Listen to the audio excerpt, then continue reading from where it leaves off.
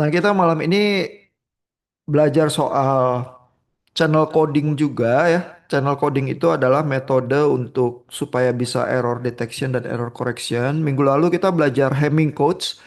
Bapak Ibu yang ngambil jaringan internet dan telekomunikasi juga berkenalan di buku yang lainnya, buku Garcia soal Hamming codes. Hamming codes itu lebih sederhana kalau Bapak Ibu punya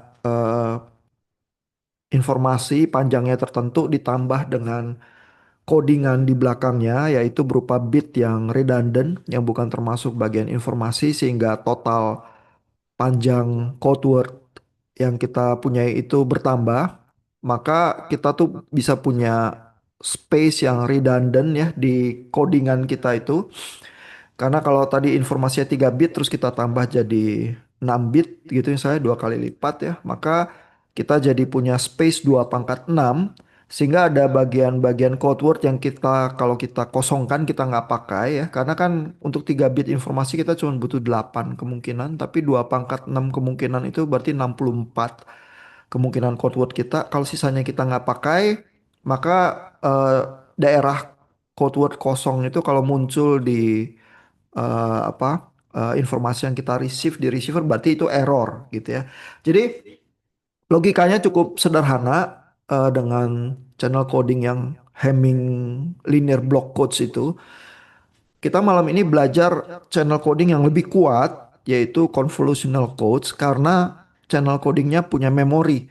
Ya jadi kalau punya memori, data yang masuk yang di coding ke dalam shift register kita nanti kita lihat strukturnya ya itu hanya bisa menghasilkan kemungkinan output yang tertentu karena shift register kita itu punya struktur tertentu ya sehingga kalau data itu ngocor di outputnya dia strukturnya juga tergantung dari memori shift register kita itu ya jadi artinya nggak semua kemungkinan bisa lalu karena coding kita itu punya memori ya maka bit yang sebelumnya masuk ya itu bisa mempengaruhi bit yang keluar pada saat ke N begitu ya sehingga kalau error kita itu di channel itu terjadinya memory loss ya eh, maka dia itu mengubah cuman pada saat N tertentu tapi keterkaitan antara data di waktu ke N dengan yang sebelumnya itu tetap ada di codingan kita ya dan itu menghasilkan semacam ketahanan tertentu terhadap noise gitu ya jadi kita bisa mengenali ada kemungkinan-kemungkinan yang terjadinya itu probabilitasnya rendah, kita bisa singkirkan dari kemungkinan kita receive ya, sehingga kita bisa menghitung probabilitas terbaik ya. Jadi logikanya itu maksimum likelihood juga sebenarnya ya. Kita menghitung kemungkinan terbaik dari deretan data kita itu eh, yang errornya paling kecil gitu ya, yang di receiver karena deretan bit kita itu melewati satu struktur memori tertentu yang mencetak strukturnya ke dalam jalinan data kita ya. Kita coba lihat pelan-pelan ya. Kelihatannya atau kedengerannya memang agak rumit begitu ya, tapi karena kerumitan itu juga channel codingnya jadi kuat gitu ya.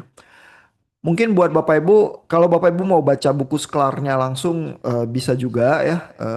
Tapi baca lecture notes mungkin jauh lebih mudah ya untuk bisa bisa dipahami karena ada terjemahan bahasa Indonesianya ya. Nah, jadi strukturnya convolutional encoder ya, itu adalah semacam shift register yang punya pola tab tertentu sehingga kalau bit itu masuk ya, lalu keluar di sini. Jadi dari bit yang ngocor ini setiap kali keluar 2 bit ya, U1 dan U2 yang di dalam deretan bitnya itu nanti terekam struktur ini nih ya. Sehingga kalau bitnya masuk terus tergeser ya, setiap kali ini ada penjumlahan 3 bit ke atas ya, lalu 2 bit ke bawah begitu ya. Nah, sehingga dari memori yang panjang memorinya itu K sama dengan 3 ya. Jadi panjang berapa berapa jauh bit kita itu masuk ke dalam shift register kita itu istilahnya constraint length ya. Panjang eh, batasan dari convolutional code kita itu ya. memperlihatkan kedalaman dari shift register kita. Pada contoh ini supaya nggak terlalu rumit, constraint length-nya 3 ya, tapi makin panjang constraint length-nya, maka sebenarnya kekuatan convolutional code-nya juga makin tinggi gitu ya. Nah, lalu setiap kali satu bit masuk, keluarnya 2 bit ya, sehingga code rate-nya ini K per N-nya setengah. Ya, jadi setengah artinya satu bit informasi yang ditransmisikan 2 bit code word begitu ya. Jadi panjang total yang ditransmisikan itu 2 kali lipat dari informasi kita. Nah, eh, shift register yang ini bisa juga ditulis dalam persamaan polinomial ya. Tapi persamaan polinomial ini kalau Bapak Ibu ingat kuliah sinyal sistem gitu misalnya ya, ini mirip sama persamaan diferensial atau apa ya. Jadi ada ordenya. Dengan kata lain kalau di sini masuk ini orde ke nol, orde ke satu, orde kedua. Jadi ke atas ini koneksinya adalah satu tambah X kuadrat. Kalau ke bawah ini orde ke nol, satu tambah X kuadrat gitu ya. Jadi ini semacam penulisan di dalam bentuk polinomial untuk menunjukkan struktur dari shift register kita ini ya. Nah, beroperasinya bagaimana? Jadi kalau ada ini ya, ini gambar-gambar ini mungkin lebih lebih memperjelas ya. Kalau kita mulai lalu bitnya masuk ya satu gitu, maka outputnya dengan tadinya kan posisinya mungkin nol semua shift registernya, tapi masuk bit yang pertama ini satu, sehingga outputnya U1 ini adalah 0 tambah 0 tambah satu jadinya satu. Terus kalau ke bawah kita jumlahkan U2-nya ini satu tambah 0 ya jadi satu juga ya. Jadi dengan masuk bit pertama ini satu, outputnya satu satu ya. Lalu bit keduanya 0 ya sehingga bit yang pertamanya ini yang satu ini geser ke tengah terus nolnya masuk. Ya terus dilakukan lagi operasi shift register itu yang sama. Jadi ke atas tuh dijumlahin 0 tambah satu tambah 0 1. Lalu yang ke bawah ini 0 tambah 0 0 ya. Jadi outputnya satu 0. Terus satunya geser lagi ke ujung masuk satu yang terakhir ini ya. Sehingga konfigurasi shift register kita 101. Dan kalau kita lakukan operasi matematikanya outputnya 00. Ya lalu abis itu yang belakang ini 0 masuk. Terus kita lakukan lagi operasi ini penjumlahannya sehingga ke atas itu satu, ke bawah hasilnya nol, begitu ya.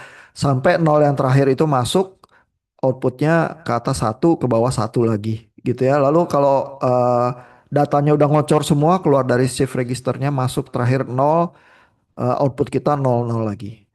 Ya jadi sebenarnya tinggal kita menginput satu-satu apa bagian dari data kita lalu di outputnya kita akan menghasilkan ini ya data yang kita transmisikan dan setiap kali masuk satu bit keluarnya 2 bit data begitu ya sehingga ada redundancy di situ ya logikanya channel coding selalu adalah ada bit yang redundant yang bukan termasuk dari informasi sehingga dengan demikian kita punya kelebihan data ya. Dengan demikian kita bisa mengenali kalau ada error dan dalam hal ini karena convolutional code itu kuat kita bisa mengoreksi juga ya. Nah, tapi logikanya gimana? Untuk menggambarkan logika convolutional code ini kita pakai finite state machine nih ya yang tergambar di sebelah kiri ini. Finite state machine ini kalau Bapak Ibu belajar rancangan perancangan digital ya, misalnya belajar coding buat VHDL. Kadang-kadang Bapak Ibu berkenalan juga dengan finite state machine ya. Jadi pergerakan dari shift register ini kita tulis dalam bentuk state ya. Jadi isinya shift register ini misalnya waktu mulai 00 pertama ya. Lalu dari 00 ini kalau inputnya satu bisa bergerak ke 10 ya. Jadi yang 2 bit yang di sebelah kanan ini yang menjadi penciri state-nya kita ya. Jadi kalau dari 00 masuk inputnya satu jadi 10. Kalau masuk inputnya 0 bisa jadi 01 gitu ya. Jadi kita gambar state-nya dari 00 bisa pindah ke 10 atau kalau inputnya 0 pindah ke 00 lagi. Ya jadi ada dua kemungkinan pergeseran state dari 00 itu bisa pindah ke 00 lagi, bisa pindah ke 10. Kalau dia pindah ke 10, outputnya 11 ya karena dari sebelah sini kalau kita lihat ini Kalau satu yang masuk, terus state-nya pindah ke 1 0, maka outputnya ini U1, U2-nya 1 1 gitu ya. Jadi di bagian perpindahan state ini, di sini digambarkan outputnya adalah yang keluar dari ngocor dari shift registernya 1 1. Terus setiap kemungkinan perpindahan state ini digambar. Ya, jadi dari 1 0 bisa pindah ke 0 1 ya, jalur yang bawah ini misalnya. Dan outputnya 1 0 ya. Karena dari apa 1 0 ini pindah ke 0 1, keluarnya 1 0 ini tadi. Ya, waktu dari pindah dari 1 0 ke 0 1 ini gitu ya. Jadi kalau kita gambar semua kemungkinan perpindahan kita dan kita lihat ya dari state tertentu di state diagram kita ini, kita cuman punya dua kemungkinan pindah. Ya, jadi struktur itu mengakibatkan pergerakan itu cuman punya kemungkinan tertentu gitu ya. Dari 0 0 cuman bisa pindah ke 1 0 atau 0 0 lagi. Dari 1 1 misalnya bisa pindah ke 0 1 kalau input berikutnya yang masuk 0, atau pindah ke 1 1 lagi kalau inputnya yang masuk 1 lagi gitu ya. Dan setiap kali pindah ini ada outputnya yang ngocor keluar. Kalau dari 1 1 pindah ke 0 1, outputnya 0 1. Kalau 1 1 pindah ke 1 1 lagi, outputnya 1 0. Jadi dengan menggambar state diagram ini kita punya semua kemungkinan perpindahan state gitu ya. Nah, lalu kan deretan informasi kita nanti kalau ditransmisikan bisa ada error ya. Jadi di receiver sebenarnya kita perlu punya metode menghitung kemungkinan data yang kita terima itu sebenarnya aslinya apa, yang punya jarak paling kecil di dalam struktur finish state diagram kita ini. Karena nggak semua perpindahan itu mungkin sih. Ada perpindahan-perpindahan yang nggak dimungkinkan ya oleh struktur shift register kita. Gitu ya. Sehingga yang tidak mungkin itu bisa kita anulir, atau yang probabilitasnya rendah kita hilangkan sehingga kita dapat probabilitasnya yang paling tinggi begitu ya. Nah, ini ada langkah berikutnya ya. Dari state diagram ini masih kurang enak nih ya, karena kan dia muter-muter antara state. Kita tuh mau punya semacam sequence ya, karena yang kita transmisikan kan bentuknya deretan bit begini ya, yang punya urutan tertentu, 11 10 10 11 11 gitu ya. Jadi kita mau membeber state diagram ini yang sebelah kiri ini menjadi semacam urutan waktu ya. Jadi kalau kita mau beber menjadi urutan waktu itu namanya trellis diagram. Nah, trellis diagram ini sebenarnya sama ya, kita punya state-nya. State-nya adalah isi dari shift register kita itu bisa 00, 10, 01, 11. Karena constraint length kita kan 3, berarti bit yang ada di kedalaman dari shift register kita itu ada 2 bit ya. Jadi kita punya 4 kemungkinan ini. Nah, cuman daripada kita gambarnya looping semacam ini ya, perpindahan state-nya, kita selalu gambar ke kanan gitu ya, karena menjadi ada informasi waktunya. Ada T1, T2, T3, T4. Ini waktu di mana bit informasi kita itu jalan gitu ya. Jadi dari 00 kita bisa pindah ke 00, atau bisa pindah ke state 10 ini ya, karena kan state-nya ada 4 ini. Lalu setiap kali kalau dari 00 pindah ke 00, outputnya 00. Kalau dari 00 pindah ke 10, outputnya 11 ya. Terus begitu seterusnya, state diagram ini kita beber ya. Jadi dari state 10 misalnya ada dua kemungkinan juga, bisa pindah ke 01 atau pindah ke 11. Kalau pindah ke 01 outputnya 10, kalau pindah ke 11 outputnya 01 gitu ya. Terus kita gambar terus ke kanan sehingga kita punya gambarnya kayak pagar ya, makanya dibilangnya trellis ya, kayak kayak pagar trali gitu ya. Eh, Lalu ini diagram trellis istilahnya ya. Jadi kita punya diagram pagernya. Tapi sebenarnya ini adalah diagram state juga, karena ada 4 state ini yang bergerak berdasarkan urutan waktu T1, T2, T3, T4, T5, T6, yang setiap kali bergerak itu menghasilkan output 2 bit tertentu. Begitu ya. Nah, kalau kita udah punya trellis diagramnya ini ya, kita bisa melakukan transmisi terus berusaha melakukan decoding di receiver.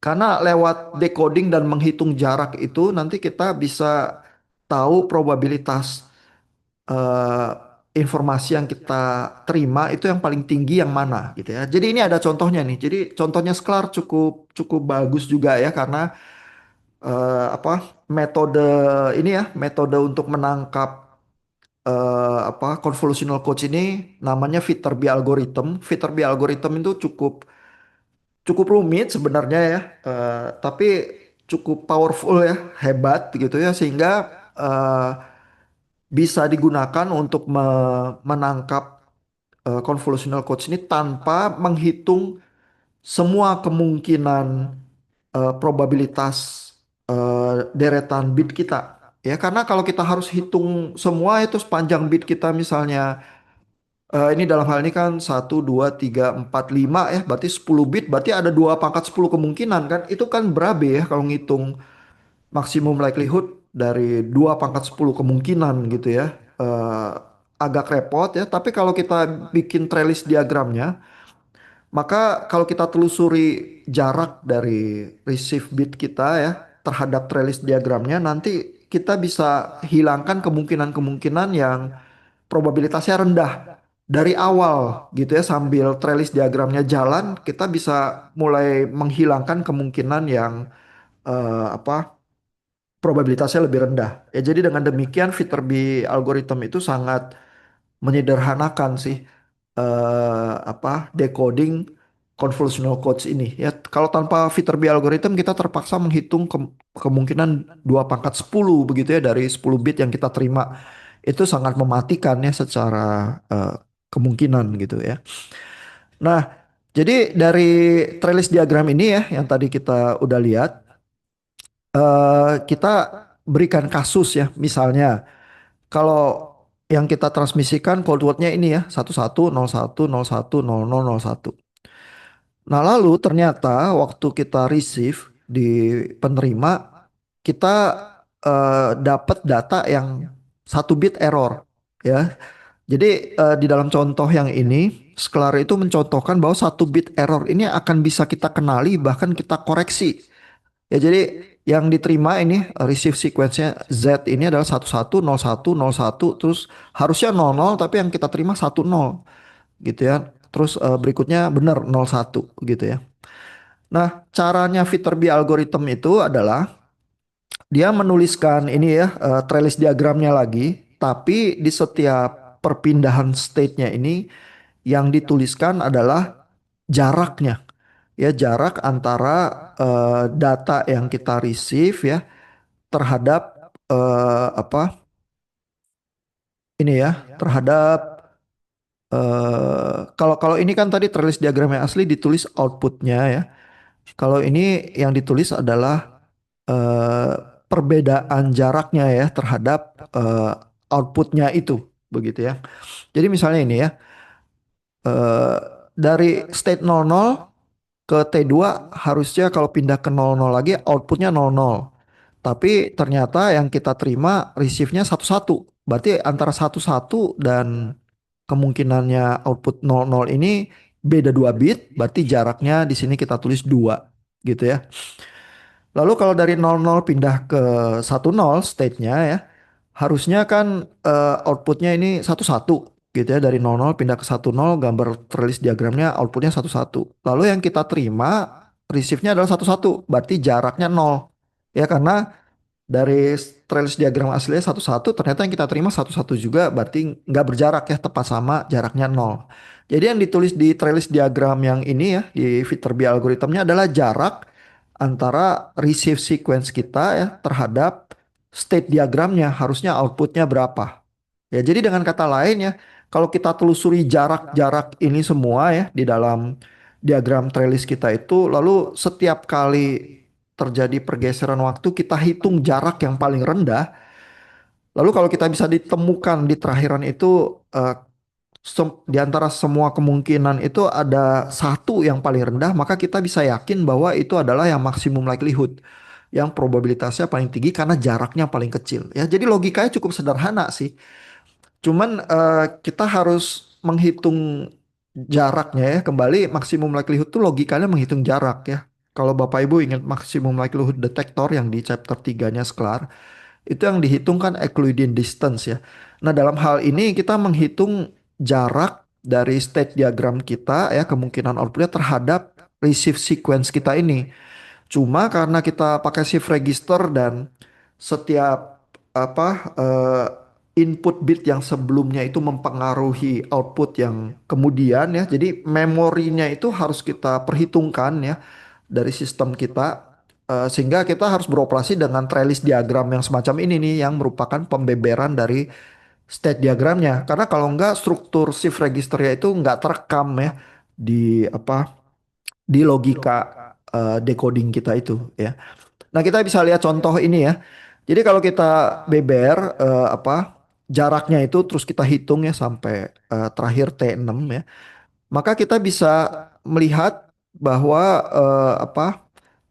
eh, Viterbi algorithm itu beraksinya seperti apa ya. Jadi ini kalau kita lihat satu-satu ya, kita tentu harusnya idealnya menghitung semua kemungkinan ya. Jadi dari 00 ke 00 nih jaraknya 2 tadi. Dari 00 ke state 10 jaraknya 0. Terus kalau kita terus lagi sampai T3 ya, maka kita bisa mencapai semua state ya, state A, B, C atau D dengan berbagai jalur begitu ya. Dan setiap jalur itu punya cost tertentu ya, punya distance atau jarak tertentu, ini matrix nih ini istilahnya ya. Jadi kalau dari T1 ke T3 ini dari state 00 ke 00 juga jarak kita adalah 2 tambah 1 3 gitu ya. Kalau dari 00 di T3 berakhirnya di 10 jaraknya 3 juga ya. Tapi kalau dari 00 berakhirnya di 01 jaraknya 2 ya karena 0 tambah 2. Terus dari 00 berakhirnya di 11 jaraknya 0 malah ya. Jadi karena 0 tambah 0 jadi jaraknya 0 ya. Nah, ini kelihatan at least sampai T3 kayaknya jalur yang ke stage 11 ini yang distance-nya paling rendah ya karena metriknya 0. Tapi kan kita nggak tahu, kita harus teruskan ya ke titik T4. Nah, di titik T4 ini kita mulai harus memilih ya. Jadi kalau Bapak Ibu belajar metode routing atau apa ya, ini mirip banget logikanya ya. Di titik T4 ini, misalnya dari state 00 ke 00 ini kita mulai punya dua jalur ya. Jalur atas, ini costnya 4. Lalu jalur bawah, ini 0 tambah 2 tambah 1. Costnya 3. Jadi kalau ada jalur yang costnya 4 lewat atas ini, lalu costnya 3 lewat bawah, distance-nya lebih kecil yang 3 ya. Sehingga dengan demikian, kalau ada dua jalur ini yang distance-nya lebih besar kita hilangkan, maka kita dapat probabilitas yang lebih mungkin. Ya, jadi karena ke setiap titik ini kita punya dua pilihan sekarang, dan setiap dua pilihan itu ada distance-nya masing-masing, kita bisa mulai hilangkan distance yang lebih tinggi karena itu probabilitasnya lebih rendah. Gitu ya, sehingga dengan demikian ada jalur-jalur yang kita hilangkan nih. Dan ke setiap state ini kan ada dua jalur ya, jalur atas sama jalur bawah typically gitu ya. Tinggal setiap kali kita bandingkan ya. Misalnya yang ini ya di state 11. Kalau lewat jalur atas nih 2 tambah 1 distance-nya 3. Kalau lewat jalur bawah 0 tambah 2 distance-nya 2 gitu ya.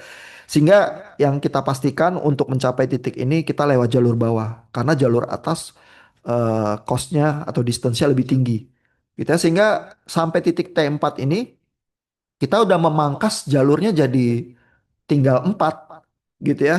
Ke setiap state ini jadi tinggal 4 jalur. Padahal tadi ada 8 jalur. Ya berarti setiap satu langkah nanti kita memangkas probabilitasnya separoh. Ya dengan demikian yang separoh itu udah kita abaikan. Kita nggak usah hitung lagi ya di dalam iterasi yang berikutnya. Nah itu sangat menyederhanakan perhitungan ya. Karena kalau nggak setiap kali maju kita harus menghitung dua kali lipat ya.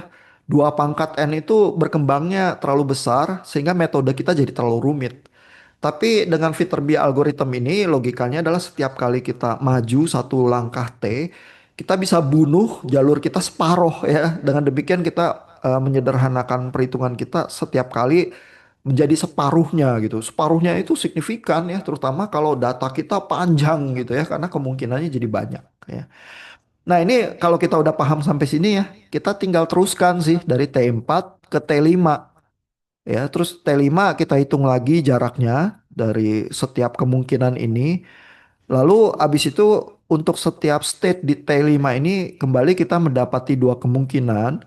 Terus kita bunuh satu ya, karena yang satu cenderung lebih tinggi daripada distance yang lain ya. Jadi di T5 ini kembali kita tinggal punya satu kemungkinan saja karena yang satunya yang distance-nya lebih lebih tinggi kita bunuh gitu ya. Kalau kita sial ya kita punya distance-nya sama tapi ya dalam hal ini kebetulan selalu bisa kita reduksi begitu ya. Kalau kalau distance-nya nanti sampai ujung ternyata sama, berarti itu kita punya kemungkinan error yang nggak bisa kita reduksi lagi gitu ya. Jadi bisa ini atau bisa itu gitu terimaannya. Nah tapi sejauh ini contoh yang cukup sederhana ya. Jadi sampai T5 kita bisa buang lagi. Misalnya kita ambil contoh state 01 ini ya. State 01 ini kan bisa lewat jalur atas, yaitu distance-nya 2 tambah 1 3. Tapi juga bisa lewat jalur bawah ya. 0 tambah 2 tambah 0 jadi 2. Jadi yang diambil akhirnya jalur bawah gitu ya. Karena distance-nya 2 lebih kecil dari distance 3 gitu. Nah, terus kita lanjut ke T6 ya. Sehingga di T6 ini setiap titik ada dua kemungkinan jalur lagi, terus kita bunuh salah satu lagi, sehingga kita sederhanakan tinggal satu jalur aja ke masing-masing state. Nah, lalu di T6 ini kita bisa ambil kesimpulan ya, karena ternyata ke state 00 itu distance-nya 2, ke state 10 distance-nya 2 juga, ke state 01 distance-nya 2. Yang distance-nya paling kecil itu ke state 11, yaitu distance-nya 1.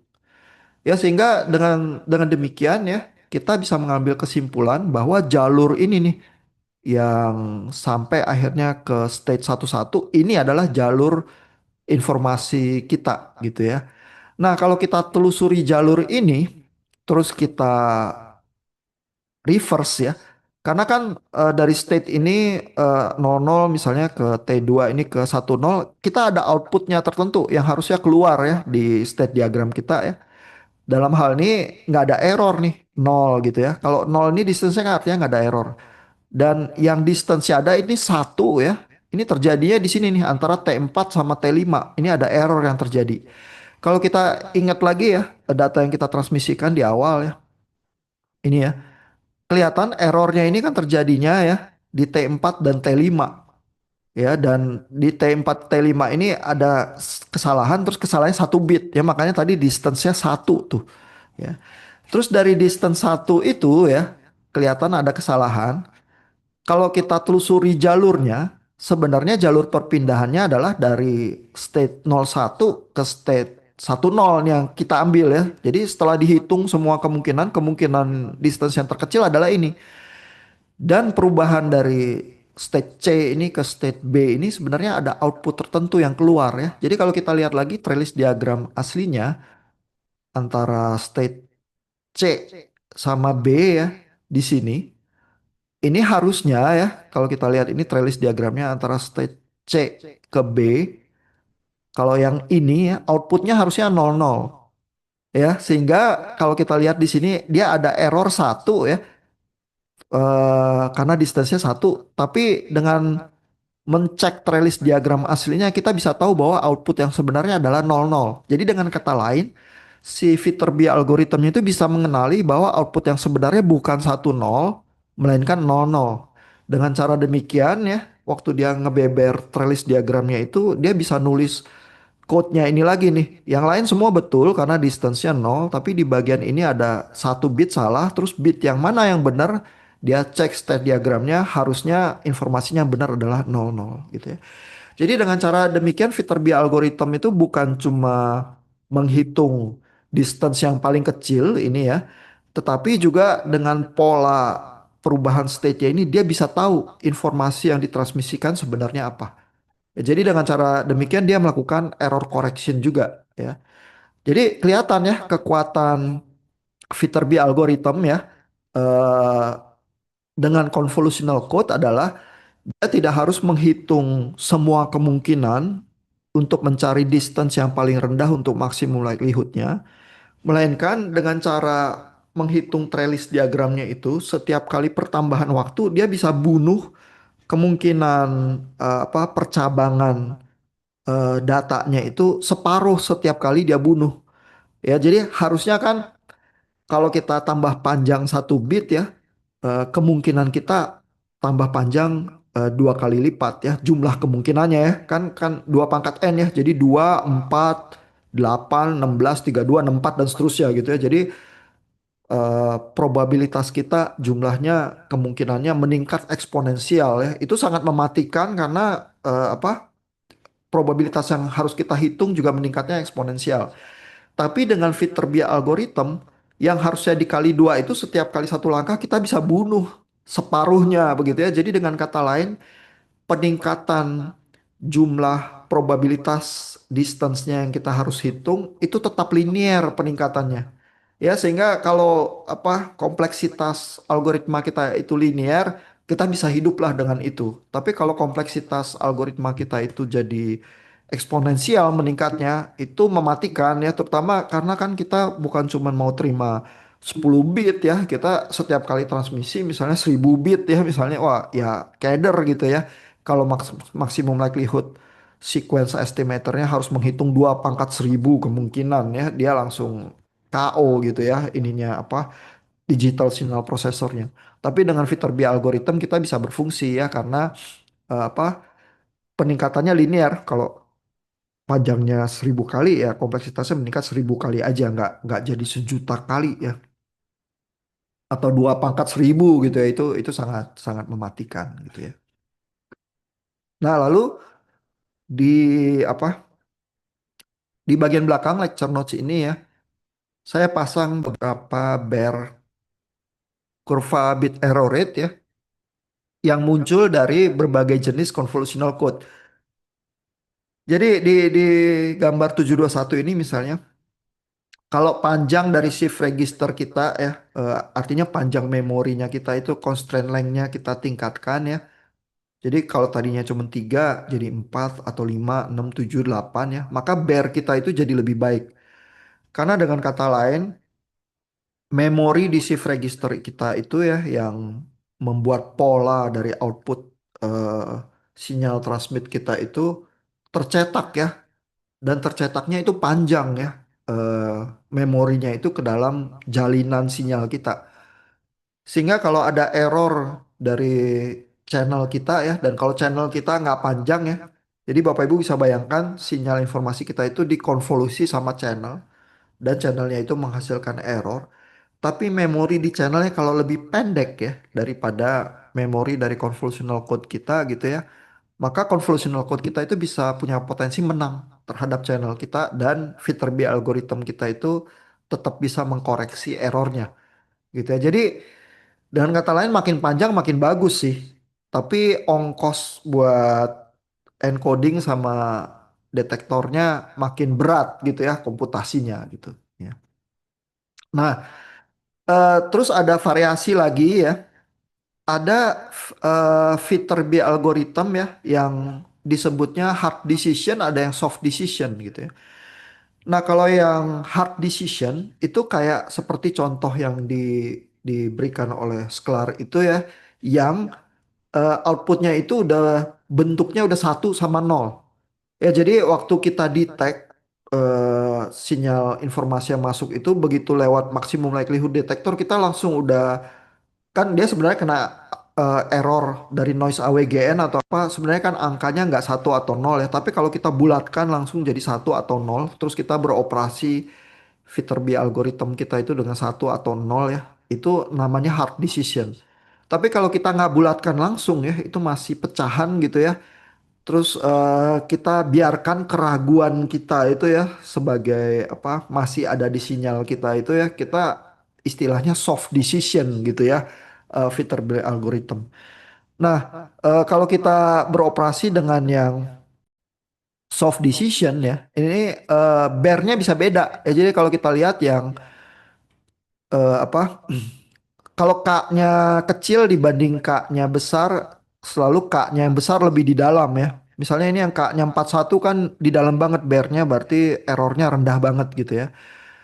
Terus kalau yang K-nya 7 dia agak agak lebih di luar ya. Nah, terus ada yang hard sama ada yang soft ya. Misalnya yang K-nya 7 ya, ini yang constraint length-nya 7, ada perbandingan antara yang soft decision dengan yang hard ya. Mungkin yang apa yang fair untuk dibandingkan adalah yang rate-nya setengah ini. Kalau rate-nya setengah artinya dari satu bit keluarnya dua bit gitu ya. Kalau rate-nya sepertiga ini lebih lebih keras lagi bekerjanya dari satu bit keluarnya tiga bit. Jadi kalau inputnya masuk satu ke shift register kita punya rangkaian itu eh, ada tiga cabang memori yang menghasilkan tiga bit output gitu ya. Nah yang sepertiga ini dibanding yang setengah, bare-nya lebih lebih lebih rendah ya, jadi errornya lebih rendah. Tapi katakanlah kalau yang rate-nya sama yang setengah, ini yang soft decision dibandingkan dengan yang setengah yang hard decision. Yang soft decision ini yang masih ada keraguan di dalam sinyal inputnya. Jadi sinyal inputnya nggak di apa nggak dibulatkan ke satu nol. Itu bare-nya lebih bagus daripada yang hard decision. Ya. Tapi kan artinya dia harus beroperasi dengan data yang masih ada ambiguitas ya. Jadi agak lebih repot fitur bit soft decision-nya. Cuman dengan itu bit error rate-nya jadi lebih rendah gitu ya. Nah, jadi mungkin itu ya kita berkenalan dengan convolutional code, terus kita berkenalan juga dengan cara deteksinya, yaitu dengan fitur Bayes algorithm yang membeberkan perpindahan state dari convolutional code kita itu ke dalam trellis diagram ya. Lalu kita bisa punya berbagai variasi convolutional code. Makin panjang constrainingnya, convolutional code kita makin kuat. Coding rate-nya kalau sepertiga itu lebih kuat daripada setengah ya, karena dari satu bit keluarnya tiga bit gitu ya. Kalau seperempat lebih kuat lagi ya. Tapi kalau dari satu bit informasi kita transmit 4 bit total ya, berarti kan kita buang-buang bandwidth lebih banyak ya sebenarnya. Tapi kalau kita buang bandwidth lebih banyak, bit error rate kita untung gitu. Jadi ujung-ujungnya sebenarnya kantong kanan masuk kantong kiri. Cuman kita lebih leluasa mana? Lebih leluasa buang bandwidth karena bandwidth kita punya ya, atau kita terpaksa mentolerir error. Terus di receiver kita komputasi receiver kita lebih lebih keras ya untuk menghilangkan errornya kita itu gitu misalnya ya. Jadi kita bisa pilih-pilih kompromi seperti apa yang kita kita inginkan. Nah, jadi dengan convolutional code ini kita bisa punya alternatif coding, channel coding ya untuk error detection dan error correction yang lebih kuat daripada linear Hamming block codes gitu ya, karena dia memakai coding yang ada memorinya. Ya, jadi zaman sekarang hampir semua komunikasi digital pakainya convolutional code sih, karena Hamming block codes itu terlalu sederhana ya. Dan kita tahu bit error rate-nya kalah bagus ya dibandingkan convolutional code. Dan convolutional code dengan fitur B algorithm ya bisa bisa kita tangani ya. Terus encodingnya pakai shift register itu juga cukup sederhana ya. Jadi pada kenyataannya zaman sekarang orang selalu beroperasi dengan channel coding yang lebih kuat. Cuman buat buat belajar kita berkenalan dengan konsep kenapa bisa kita mendeteksi dan mengkoreksi error itu lewat linear codes yaitu Hamming codes yang lebih sederhana. Ya. Mungkin sampai di situ kita malam ini ada pertanyaan nggak dari Bapak Ibu?